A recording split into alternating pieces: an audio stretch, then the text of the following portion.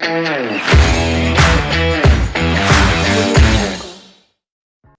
to the Black Real Estate Voices podcast. I'm your host, Kevin Jefferson. Today we have two special guests, Miss Crystal and Terrence Wilson. Good morning, guys.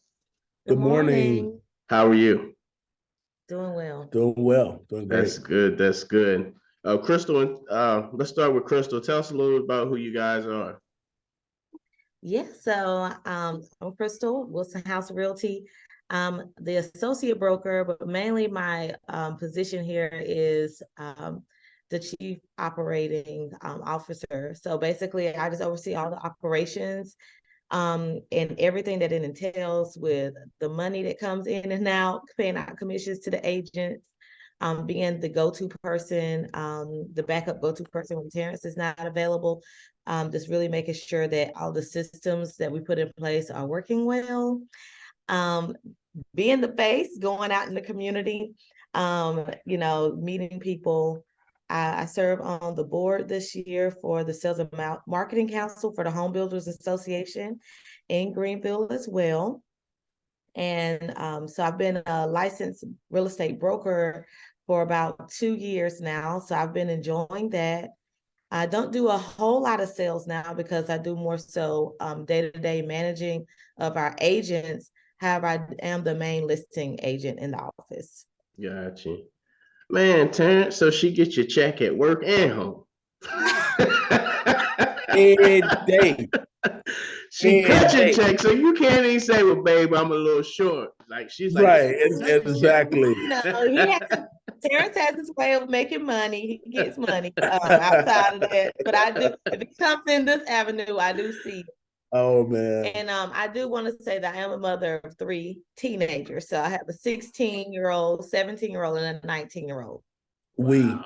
We have a 19, 17, 16-year-old. Right. Yeah. So. Wow, that's oof. Terrence, what about you, man? What's your role in the company? Yeah, man. So I'm the broker in charge, CEO / chief visionary officer. So for me, I really cast vision, set culture, protect the culture. I push the brand forward and making sure that we're going in the direction that we're supposed to go in, and just creating a company that has an infrastructure that's big enough to create other millionaires. So that's my biggest role, is to make sure that everybody has what they need to win, and everybody's in an environment where they can win. And so those are my main thing, or the main things. So for me, I also lead the company in education, coaching, and care. So my master's is in teaching from Clemson University, and I'm certified life coach. And so I take those components along with Crystal and I. We both have a nonprofit heart, but we're running a for-profit business, and so we also lead in care. Those are the major roles that I play with training, with fostering a thriving environment, and setting standard and defining what excellence is within the company. So that's my role. That's amazing, man. How many agents do you guys currently have? So including ourselves, I believe we're up to 16. Yeah, we're up to 16, and we're currently recruiting, and that's one thing that we've never done.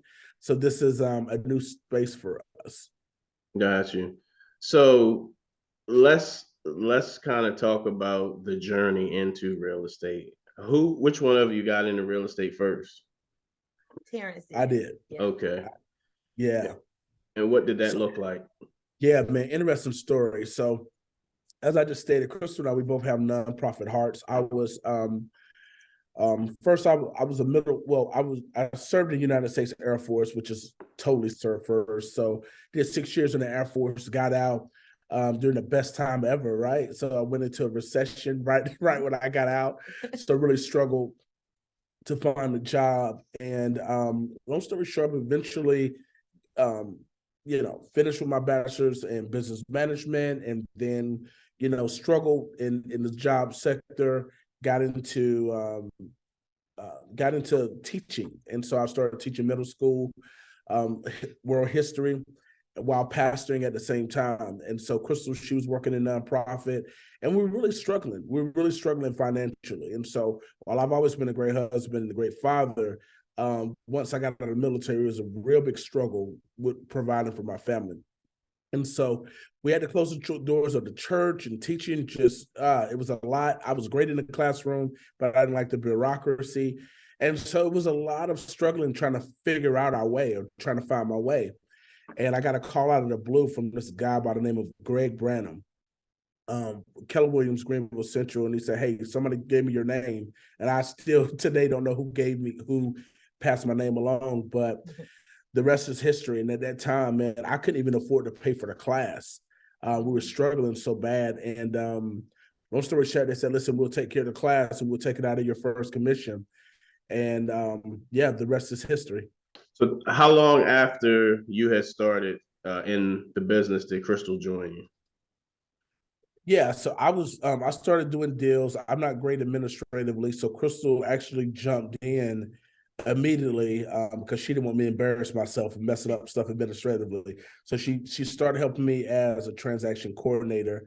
And then once I really got busy with showing, she was just like, you know what, let me help this guy out with some of these showings so that we can get together, be able to have dinner. Well, yeah, that is what happened. But I ended up I wasn't able to start showing until I was licensed, of course. And so like you said, I've always loved the operations of business. So like me jumping in administratively was nothing to me. But yeah, I started helping them out because attorneys would be waiting on paperwork and things like that. And so we didn't even know there was the title for what I was doing, but it was transaction coordinating. And the nonprofit that I was working for at that time, the funding actually ended, the program ended. And so I was without a job. And so therefore it led me to actually go to one of the community resources that I was helping people connect to get job training, to actually have them fund paying for my real estate license. So that's what happened. So then I just kind of said, well, I don't really want to do this anymore. And I want to help him out.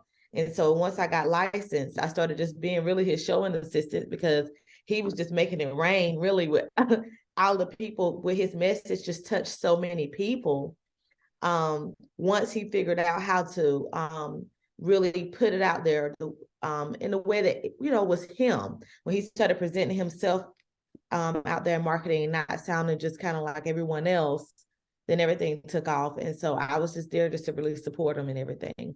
Awesome. How long has Wilson House been open? Yeah, so actually next week we'll be going into year number 9. Wow. Yeah. So you've had your brokers, or you had your license for 9 years?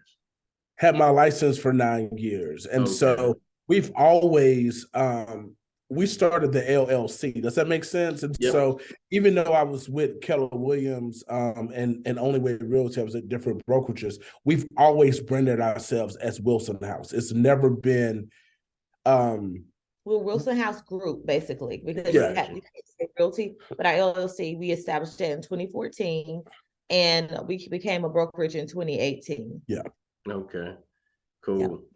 So you're both in real estate, and what role did Crystal take on once she got licensed? Yeah, the biggest role was just, helping with showing. So for me, I would win the business, I would get them signed, and Crystal does a good job with nurturing, just kind of being that ISA, the inside sales agent, that kind of nurture and bonding relationship. And we put together a system where she knew how often to touch those individuals. And that was the thing that really strengthened us, because here's the deal, bro. When I got into real estate, we didn't know any homeowners except for old people.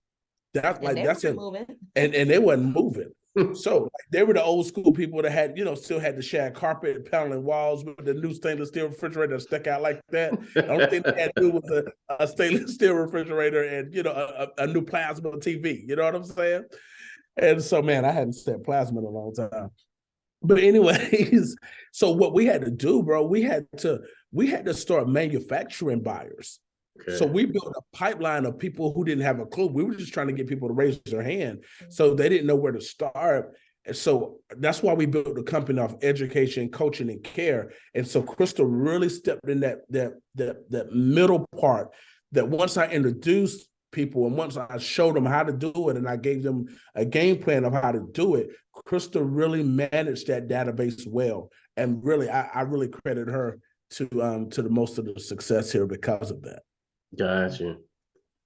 How important is it that Crystal was had brought into your vision of being a real estate professional? Man, none of this works. None of this works without being on the same page. I mean, like we're married, so like it's working with your spouse or whatever. Is it possible? Absolutely. Is it difficult? It could be. It's up to you. And so for us, in our marriage, we never got caught up in roles. We always got caught up in, strengths. This is what I do well. This is what you do well. And we really appreciated each other's, abilities and what we bring to the table. So for us being on the same page and her buying into this vision, was huge. And I'll be honest with you, when I told her I was going into real estate, I didn't necessarily have a lot of support initially. But as a visionary and a leader, if you know that you're doing what you're supposed to do and you believe in it and you're consistent in it, it doesn't matter. Everybody around you will get on board. They just need to see that you're all in. They need to see that you're doing a great job, and they need to see that you're able to slay some giants, and there's some proof in the pudding. And so once she was able to see some of those things, it was a lot easier. But she always had my back from day one, even if she was, kind of skeptical or unsure at first. So, but everything took off once we were on the same page about what we were doing. Crystal, what was it that had you buy in after a while? Like, what was it you said, listen, I'm just going to have to get behind them and we're going to go with it? Well, one thing I can say about Terrence is he's always been a visionary. And so us getting into real estate was not our first business venture. And so that's when he's, hey, she went 100% and bought into it because it was, okay, so this was never, ever one of the things you said you wanted to do. Where is this coming from? And, we need money now. So like, I don't even know anything about real estate. I'm not trying to get into that, that's kind of my mindset. So when he first went into it, it was just like, okay. And he understood where I was coming from. So he wasn't even really making an announcement, putting it out there really. And he was going to the trainings that the brokerage he was with at the time was offering, just trying to feel his way through. And the things that they were saying it didn't fit him. But then I can remember when he started saying, I'm going to post a picture on social media. I'm gonna do this. And I was thinking, that's kind of crazy because I'm more of an introvert and he's not. So I wanted to be more reserved with it. And then once he started getting himself out there and I saw how he put the emphasis of who he was, like he says, the nonprofit, our nonprofit heart, which was to teach people how to buy homes. He started to talk to the people who had a need, who were not heard, the people who were intimidated when it came to purchasing a home. He started talking to the people who were in the same position really that we were, because at that time we had been married for over 10 years at that point, and we hadn't bought our own house yet. And it wasn't because we didn't have a desire to buy a house. It was because every time we would speak to somebody about it, they wouldn't tell us what we needed to do. They would just say, you need to get your scores up. You need to have this. And so no one was there to answer that question.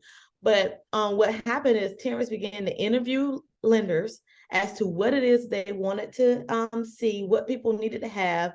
And so he began to take that same lingo that lenders are using and then start to speak to people on their level where they understood what he was saying. And so when I saw that people were responding to him, they felt like they could address him. They didn't feel intimidated to ask what might have seemed like a stupid question or something that they should already know, people started to come to him and they weren't ashamed that their scores were 550 or that they had never saved a dime or however. And this was somebody who had took information that he finally learned and started to teach it. We were spending our Saturdays literally all day, 8 to 5 appointments every hour. And it wasn't until our kids started complaining about us being gone all day on the weekends that we then had a conversation like, well, maybe we should start doing seminars. And when I tell you, we started doing seminars in the classroom, we would fill over 30 people. People were standing, it was standing room only from his teaching. So what he did was he took the nonprofit approach and then really gave it to people, just really sharing his heart. And that's why we say we're built on education, coaching, and care, because that was what our history was in. His history was in serving people through ministry. And then he went to school for teaching. So he started teaching in the classroom. And so that's when I got on board. I mean, I've always supported him. He's always had my support. But, you know, for a woman to submit and follow, she has to trust the direction that she's being led in, for her to do that so well. And I knew that he had something. And in the areas where he was, you know, I'm going to say not as strong, the administrative areas or follow up and things of that nature, I knew right where to jump in to make that thing go. And that's what we did. And that, you know, and so to this day, like we really set history. We really inspired a whole lot of other agents who's come into the industry for African Americans or people who are minorities, period, because real estate has really been a huge area where we've been very underrepresented. Like there's not been enough of us to show our face. And that's why I really feel like it's been low numbers in ownership, because when we were calling people for help to buy a house or anything like that, it was not people who looked like us. And so they would say things that would go straight over our heads that they thought that we should already know. But this is something that you didn't see, you know? So yeah, that's what made it easy for me to get on board with him on that. Got you. You touched on something that was very insightful as well in terms of your experience before you became agents in the home ownership process, and then what you see in the market in terms of the underrepresentation. So that's one of the problems. I think in order for us to increase that gap of home ownership amongst our culture and other cultures, there has to be more of us. Absolutely. So with that being said, we have to understand that we're behind, right? So we have to know that there's an education process. So there's people who are in their 40s whose families have never owned a home ever, and they've always rented, and they're renting. Mm-hmm. So then educating that person, and it takes time to cultivate, educate that knowledge base in a relationship, right? Because we typically go by what we see. Right. So your kids see you as homeowners and business owners. They're more likely to do those two things, right? As opposed to you guys being renters and work a W-2 position. Now, I'm not going to say all three are going to be entrepreneurs, but at least they saw mom and dad own their home, work together, run a successful business. They're picking up things that we don't know. They see the struggles. I'm sure you and him, even when you leave the office, there's something that you're trying to figure out. Whether, listen, Susie isn't producing, she coming in the office, I see her copying stuff. What is she copying? Like stuff like that, you know, because things are tightening up at the time of this recording. So just, I said all that to say is just we have to continue to educate our people. But the other thing is your task is tough, because it's tough, but you're in a good position. You have to educate us coming into the business. Right. So, you know, you having that education, and I can tell by, your marketing that I saw, I can tell by your interactions with yourselves, and you can tell in a picture whether those are genuine smiles or those are fake smiles because they're taking pictures. All of your agents that was in those pictures that I see look like they're genuinely happy to be with that organization. Yeah. So you can just kind of tell. So I followed you guys for a while. It's been a good year. And I said, man, this couple is doing something. And I would see Crystal and I would see Terrence and I would see him put out messages and I see you put out messages. And then I just see the culture. And I wanted to get you on for people to hear your story. There could be a married couple that's listening to this podcast, or someone who is, married and they want their wife to buy in because they want to go into that vision, but they've never seen anybody like them do it. And they never heard anybody like them tell their story of how they got together. And that's why I love doing this, like hearing stories, hearing people's journey in real estate, and how someone listening in Utah can listen to this and say, you know what, I want to be like the Wilsons, baby, let's listen to this podcast, because there aren't many podcasts on real estate that doesn't have to do with investing. Right. So I love talking. If I could do this all day, every day, I would. Yeah. I will one day. Yeah. I will one day. I will one day. I'm sorry, I went on a little rant.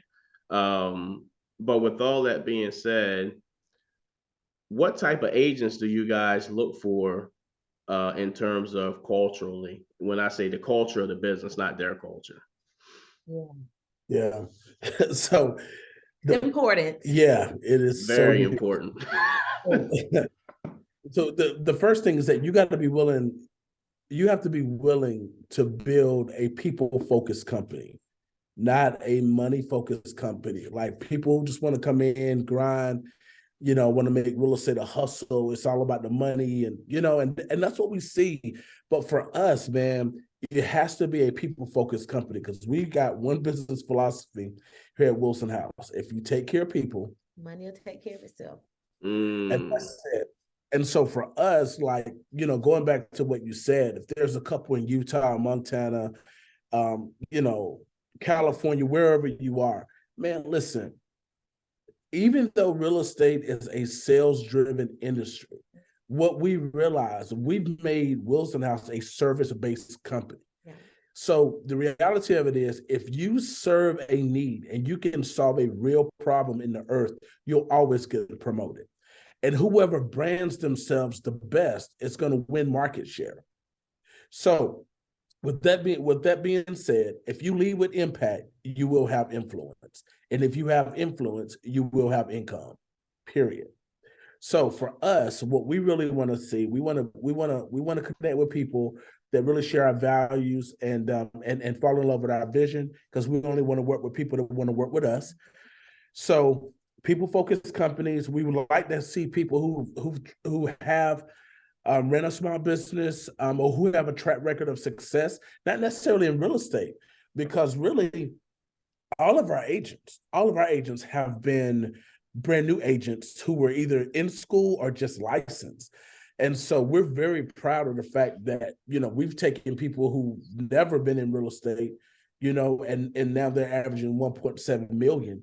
You know what I'm saying? And closings just within their sophomore year, and capping within the company.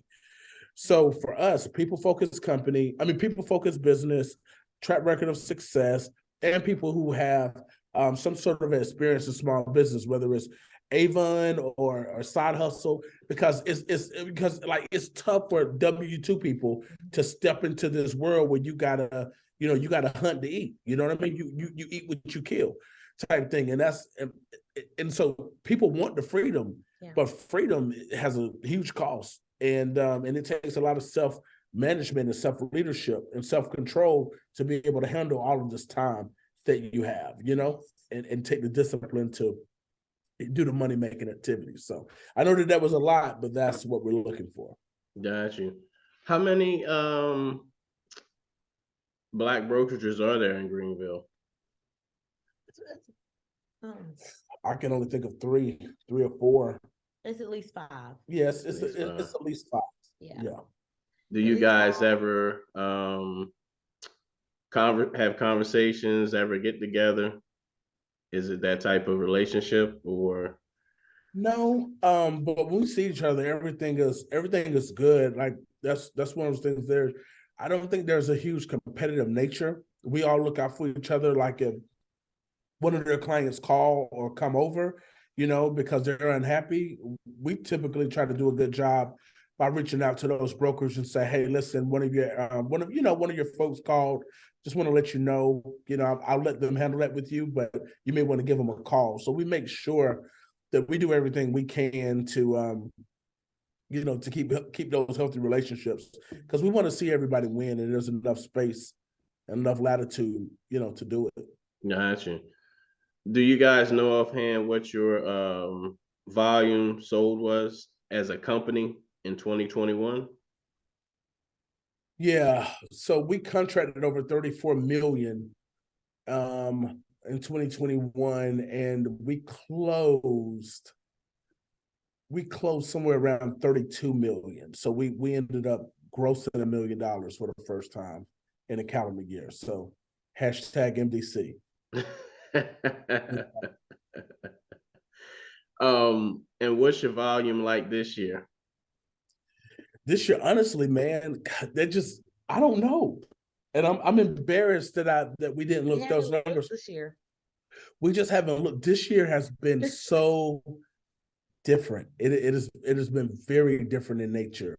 But over the last 3 months, we actually suspended a lot of our brokerage meetings because we've been in the process of renovating and moving into our brand new office. So we went from about 600 or so square feet to over 3,000 square feet with 11 plus offices, training rooms. So our focus has been how much money we're spending on, in this facility. I know halfway through we were at 24 mil though. We were like, Yeah, we're on track. The last we checked was in the summer. We're at 24 mil in the summer, but we have not. We've been moving into our new office, and still tracking numbers. So if I reach out to my assistant right now, she'll tell us right away. We just don't.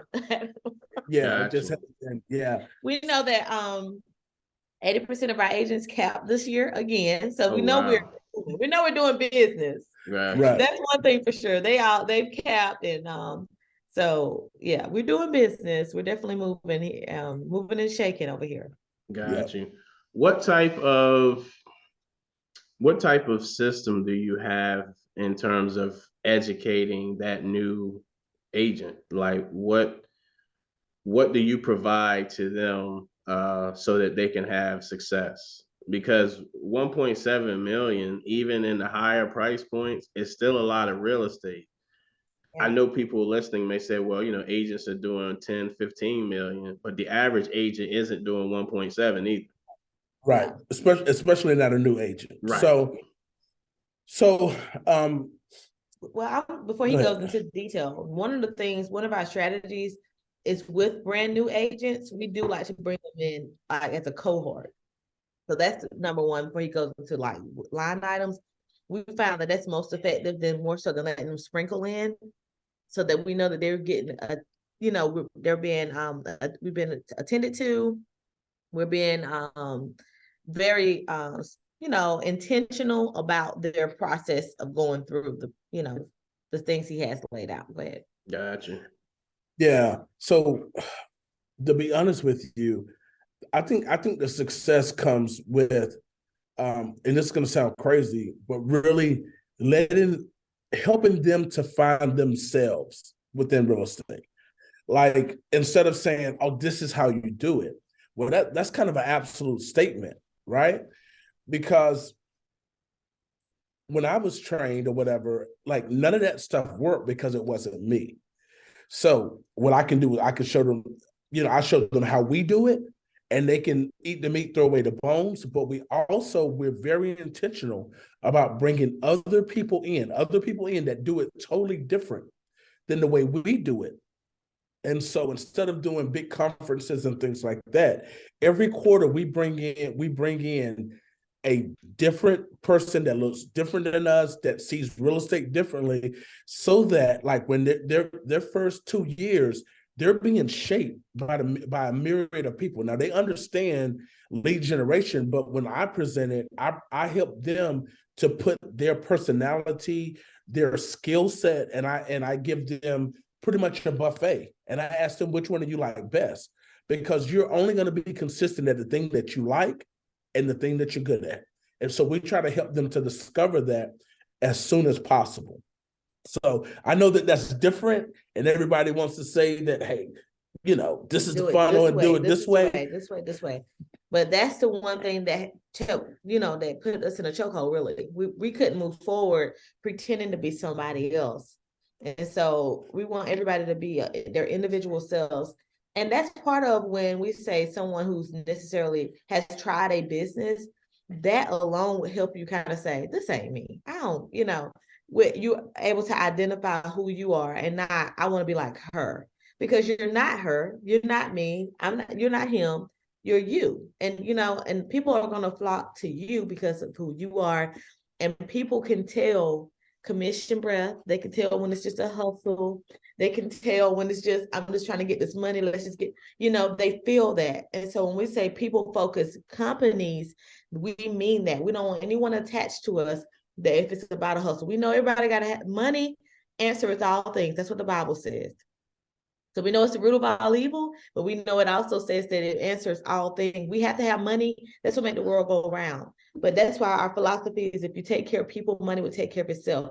If you're leading with taking care of people, if you're leading with making sure that people concerns are met, that you're picking up the phone, that you're getting thorough, true answers for them, that you're looking out for their best interest in the future and not just for right now, they're going to send people to you and you're going to be busy. And so every last one of our agents who did the activities, who did what it took to find out who they were and was their authentic selves, those are the people who won. They did a great job, and they have phenomenal businesses here. Right. Yeah. So I want to follow with this, and I know you got another question. So for us, like, we have this like GOAL acronym, right? So it's like G, like, what gifts do you have? O, what opportunities do you have available to you right now? Because everybody has different relationships, different connects, or whatever. So what gifts do you have? What opportunities do you have? How can you advance people? How can you help people take a next step within the gift sets and opportunities that you have? And then L, like, what is your capacity when it comes to leadership? How many people can you lead? Does that make sense? So that's really the acronym that really helps us shape our training for them, and it's very individualized. So I just want to kind of hone all that in with, like, that's the goal. The goal is to present you and everything that you bring to the table. Got you. Which sounds like what helped you. Right. Yeah. Okay. Right. Got you. Got you. Got you. That's the goal. That's the goal. That's the goal. Yeah, because we want our agents to be able to live the life, like the life that they really dream to live. You know what I'm saying? And if you can't live that life here at Wilson House, does that make sense? Like, for us, yeah, if you can't live that 6-figure life or that dream life, like, real estate should set you up to, like, literally do the things that you're really passionate about. And if you can't do that here, then I don't see why anybody would want to be here. Got you. Question: why did you open an independent brokerage as opposed to getting with a franchise? Man, great question. So we actually tried to go a franchise route, and we actually spent money to do the franchise, and it just fell apart. Terms went well. Company, the franchise just really wasn't strong enough. And then two, I felt like what we were creating was just something that doesn't exist, to be honest with you. And I feel like by trying to attach our brand with another brand, even if it was complementary, it still wouldn't be as authentic as we would as it would need to be. So I'm gonna be honest with you, Kevin. Like for us, bro, we see this as marketplace ministry. Like I feel like with real estate, it's so hard. Like real estate is so hard because you're dealing with people in their most stressful moments, right? And so I just believe, man, you got to be called to this. I really believe, like, can you come in and get? Absolutely, you can. But for us, we really see this as a real calling to solve a real problem in the earth. Period. So for us, not doing our own thing allows us to just be free from a lot of those constructs that could keep us from doing what we really supposed to do. Got you. It makes sense, man. I always wonder, like what's the thought process behind it. In terms of how you guys are growing the company now, you're in the new building, so of course I know there's probably still some boxes and closets that need to be open. What is the goal in terms of amount of agents at your brokerage? So, I mean, I would love to see 30 to 50 agents because we're spread out along the 85 corridor. So, basically Georgia, Wilson House is in Georgia as well as North Carolina. And so I'd like to definitely see at least 50 it would be the max. I mean, and I shouldn't say max, but that's that's a stretch for us just because we want to continue to keep that culture and that boutique feel. But we want to make sure that all of our agents are high quality, high integrity, know what they want, and we can continue to keep the culture.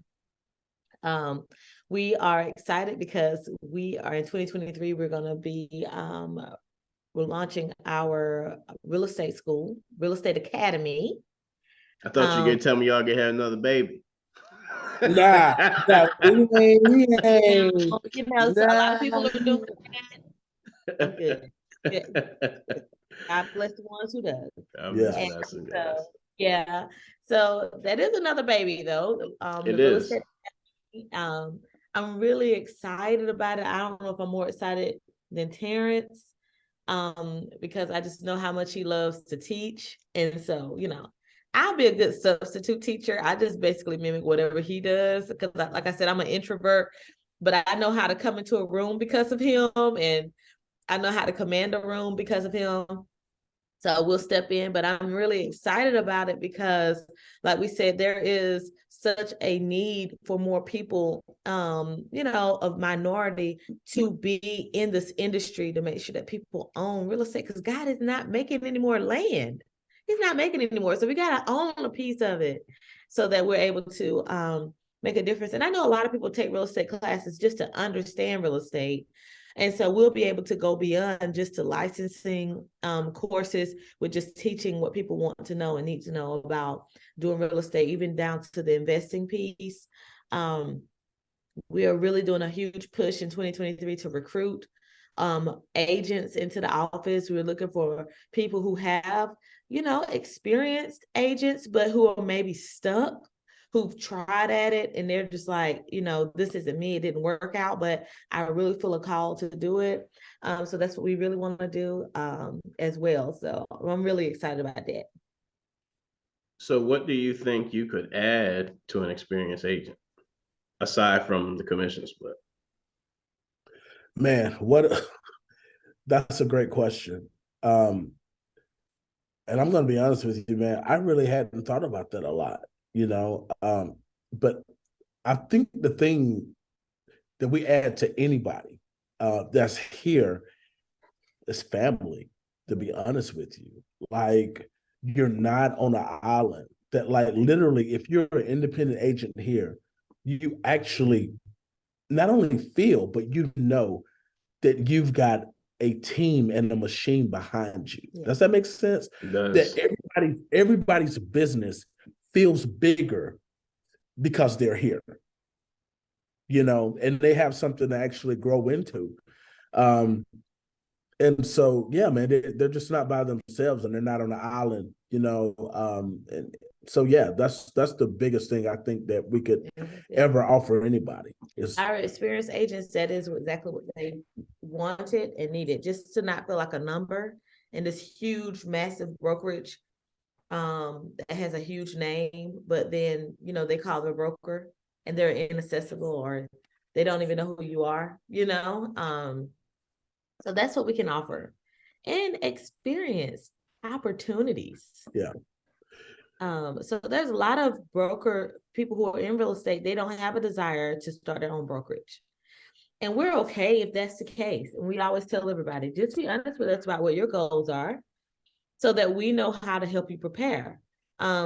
Because, for example, if someone comes to us and say, eventually I want to have my own brokerage. Oh, that's great. That way we know how to lead you. We know what kind of questions, you're asking. Just come to us with whatever, you really do desire to have, and we'll help you in that way. So there's some individuals who don't have no desire to be have their own brokerage.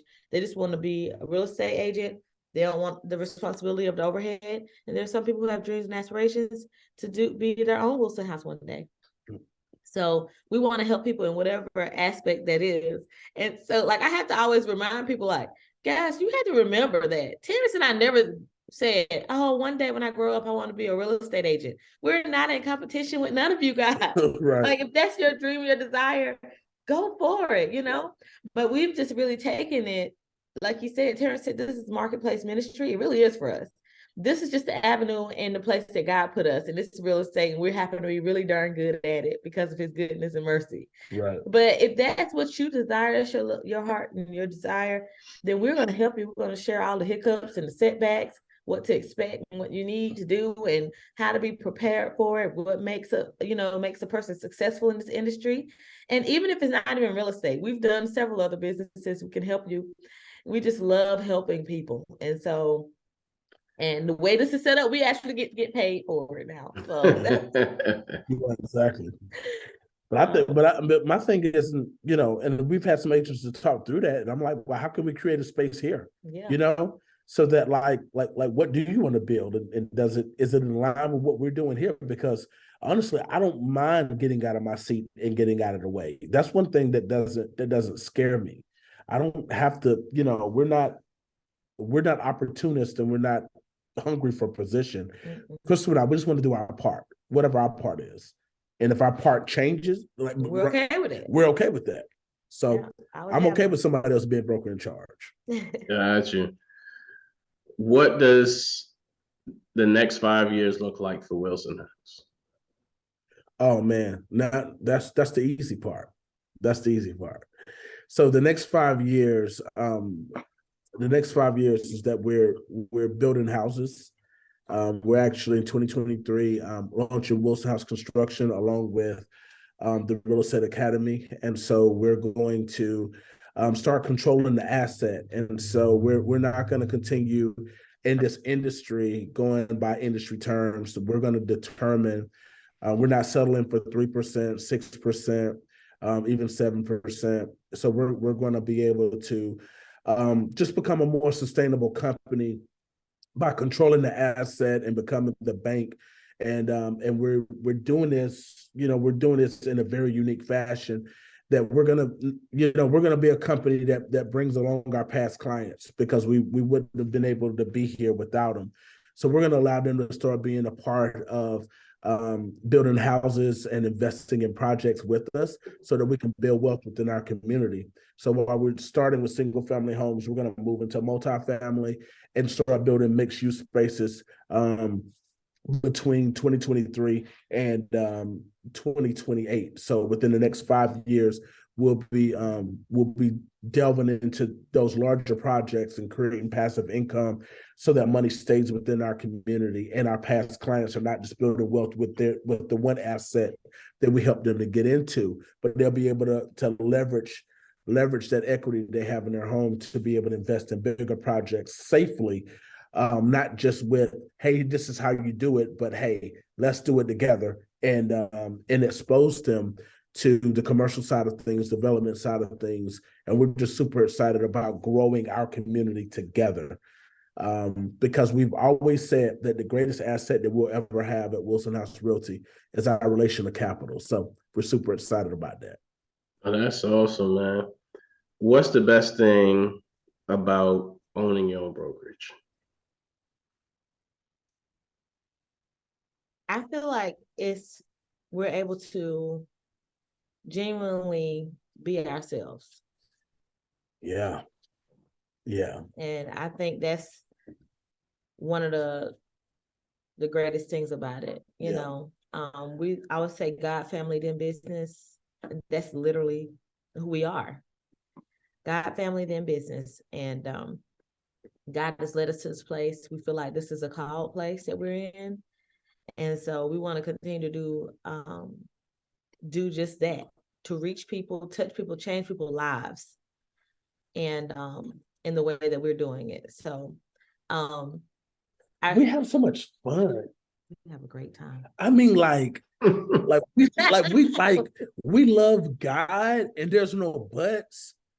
But like we get ratchet too. Like we turn up. Like it's crazy. Like, but people get to be like holistically who they are. Does that make sense? Makes a lot of sense. It's not just like, okay, we say it's market, yeah, and that's cool.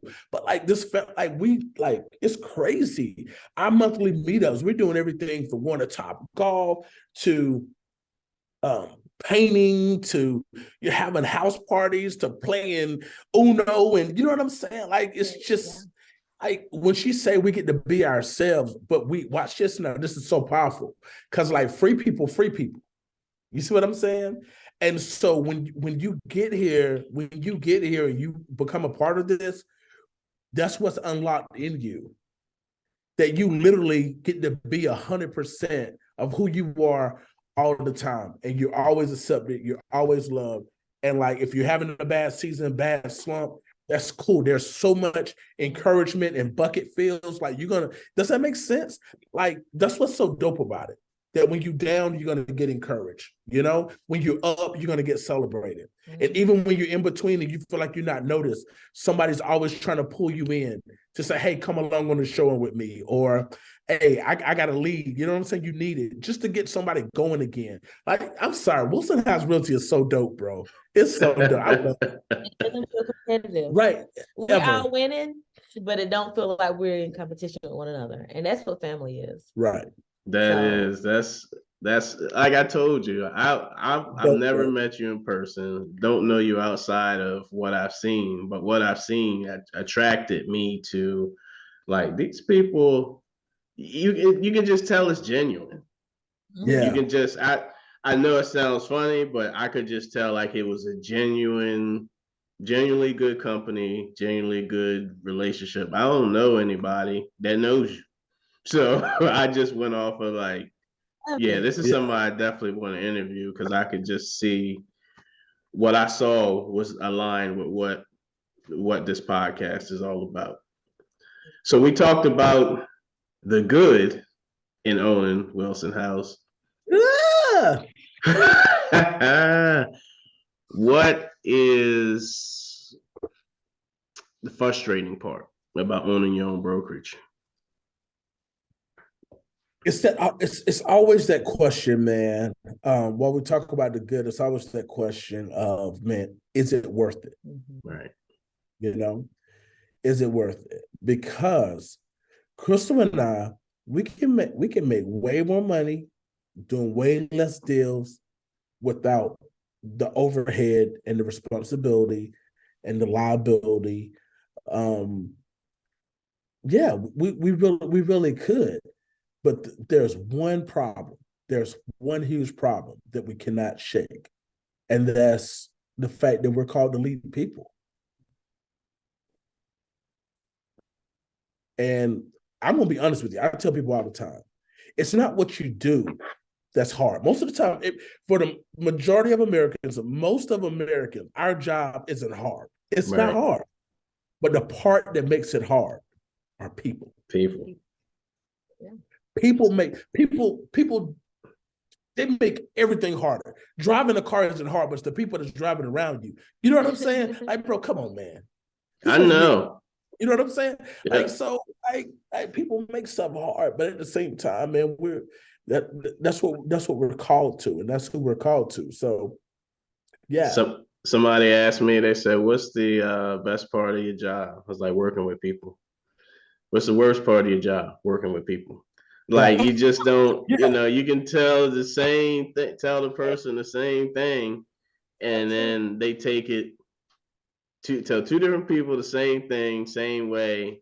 And one's like, oh, okay, that's great. And the other one's like, I can't, that's not true. We're like, what? What is it? But it's fulfilling. Like, it's real estate is not for the faint of heart. It's very mentally draining, right? Yeah. You're not just an agent or a lender. A lot of times you're a counselor, and you don't even have to give advice. You're just there listening to the fact that, listen, Terrence doesn't want to get this house. He's really fighting me. I don't know what to do. And then you're like, I'm trying to tell Crystal, we don't need it right now. So you're listening to those sides, and it's like, you can't call Terrence. It's like, hey man, your wife said, you're not trying to buy a house, and then you can't do it. So you gotta listen. And that is just a part of it. Those conversations happen a lot. Sometimes that's the only conversation you have with a person on a certain day. He's like, so are we gonna see 123 Main Street today? Or did you see, like, it's like you become their counselor in a sense. You talk them off the ledge. You just kind of reassure them that this is going to happen. And so add that up to 5 people a week on top of the things that you have, and it just becomes mentally draining. Absolutely, man. And so, like, I'm be honest with you. Moving forward, like, all of my agents, like, my main thing is really helping them to move beyond this whole how do I do real estate thing, but really taking the next step. How do I really build a sustainable business? Okay. But beyond that, like, this is what we really got to get to. If you're going to lead people, you've got to learn how to coach people. You know what I mean? Like, you've really got to understand emotional intelligence. You really got to have relational intelligence. You really got to understand, man, how to navigate through stress and how to de-stress people. You know what I'm saying? For example, agent called yesterday, and a lender said, how long have you been doing this? You don't know what form it was something insulting, right? And so what happened was he called and he was just like, just irate. And this was a guy, you know what I mean? Like, just kind of having not so much of a meltdown, but I was just like, hey man, let me pull you out of these weeds because you got caught up in their emotional minutia. You know what I'm saying? Right. So, like, hey, you're closing tomorrow. Let's just get you got to get, first of all, you got to get right, get out of this emotional stuff and just get out of this offense, right? Where you don't have time to be offended. You got into this transaction to help a person to get a deal closed. And so literally just recentering him and giving him some practical next steps or whatever, he walked away, was like, just reset. And sometimes we as realtors, we get caught up, you know what I mean, in our agent stress and what the lender's asking for. And so we start acting nasty toward one another, right? When we're supposed to be the professionals, right? Stop getting offended because somebody asked you a question or somebody challenged you in such a way.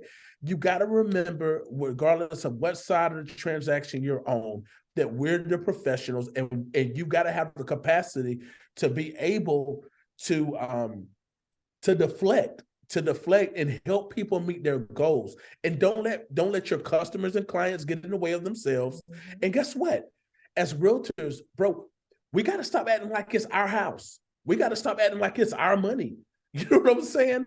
No. It's not their money. So when we're trying to negotiate and we're trying to solve problems and stuff like that, we got to make sure that we're not getting so emotional that we're taking ownership of somebody else's stress. Mhm. That we're taking, that we're starting to speak for our client without even talking to the client to understand what their concern is. We can't be so emotional, you know what I mean, to the point where we're trying to win the fight versus helping our clients. And I think that's where it gets hard when it comes to dealing with other realtors, because it's easy to get caught up and swept up, to get caught up in it.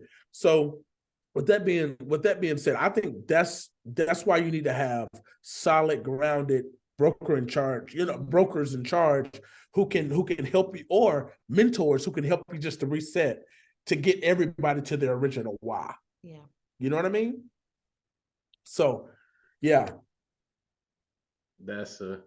You said a lot, man. You said a lot. And that goes back to a portion of the mental drainers, not just the clients. It's dealing with a lender who may be new or not have a system that you're used to, and adjusting to that. It may be working with a realtor who feels like, hey, I've got this listing. I don't care if you buy it, somebody's going to buy it. So then you got to fight with that. It's like, but we got a client right here in the midst of it. Why can't we work it? So all of those things together, man, just makes it draining. But you're right. It is for the person.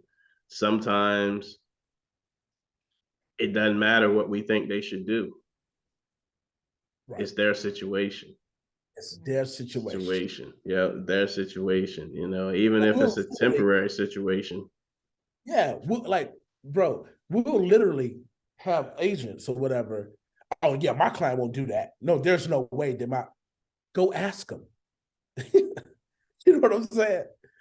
So, anyways, I'm sorry. Yeah, I know. Listen, man, I hear it on the lender side. It's crazy. It's crazy. It's crazy. I hear it on the lender side, man. Can we get an extension because the buyer this, or we may have made a mistake. Oh, my client will never do that. Well, have you talked to him? Because I'm just telling you. So I know, like, we haven't, and even if you know your client, they'll never do it. So then I'm like, okay, let's do a 3-way call, because your attitude of they'll never do it is going to feed off on them. So if I can explain it to them, if they don't accept it, then I can accept that they won't do it. But, because I've seen where the agent said they won't do it, and then later on, the seller never knew that was an issue, because they made the decision for the seller. Yep. So even though it's big, real estate's big, it's a small world. It is. Absolutely. Yep. Absolutely. So guys, this has been all that I thought it would be in terms of the interview. Crystal, any parting words for us, and for anyone who's looking to aspire to be a real estate agent, a wife looking to join her husband on the team but apprehensive? Any tips or tricks or prayers you can give them? Prayers is going just sit back and see where you can help. Right. And a lot of times we can go in as women leading with our fears. And we don't want to do that, because that can cripple or, trip them up, our husbands. So our words have power, whether we realize it or not, as a wife. So be careful on how quickly we speak on things, because a lot of times that's our own internal fear. And just really know if that's what needs to be said, or if that's just something you're just worried about. And instead of leading with judgment, lean in with curiosity. So instead of just judging him, you always do this, you do it this way. Ask him, why he's doing it that way. It's probably a good reason as to why. And wait for, I don't want to say use the word permission because that could be misconstrued, but wait for him to welcome your input. And when he asks for your input, then be ready to go ahead and give it then. If you're going to come in beside him, don't come in trying to take over. That's what I mean by that. See where you fit and get in where you fit in. Because your gifts do make room for you. That's what the good book tells us, and that is a real thing. So, like, I'm doing everything I've always wanted to do in business, and I do not get in his lane. I do not until I'm invited in his lane. And because I am like a S personality, if people look at DISC, Terrence he has a dominant, and that high I personality, I am more of a SC by nature.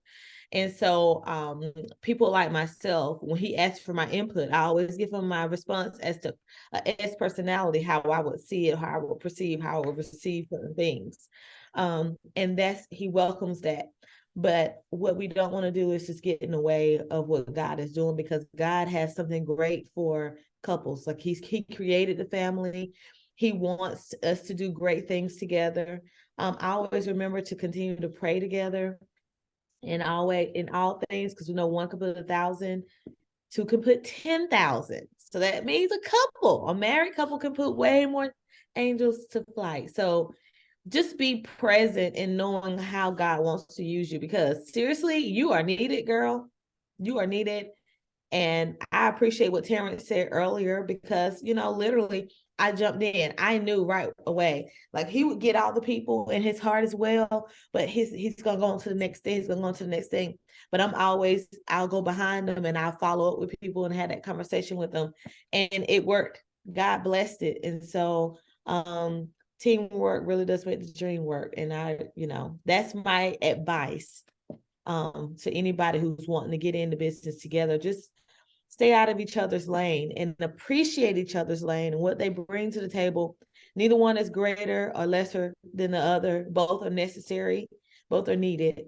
Don't criticize the other person. Instead, be curious as to why that person does it the way they do it, why they see it the way they see it, so that you can move forward and not fight against each other, but realize that you're on the same team.